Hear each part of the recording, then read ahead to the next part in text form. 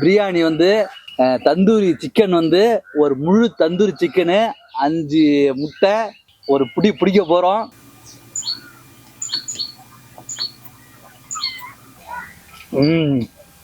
அப்படியே ஒரு முட்டை எடுத்து முழுசா வச்சுக்கணும். அப்படியே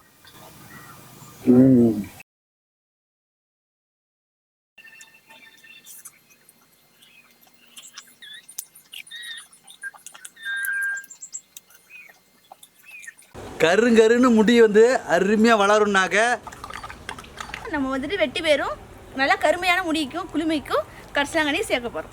1 லிட்டர் வாங்கினாக்க உங்களுக்கு வந்து 200 ml ஆயில் ப்ளஸ்ஸு 1/4 கிலோ சீயக்காய் வந்து ஃப்ரீயாக கிடைக்கும். அது மட்டும் இல்லாமல் ஃப்ரீ டெலிவரியும் கூட.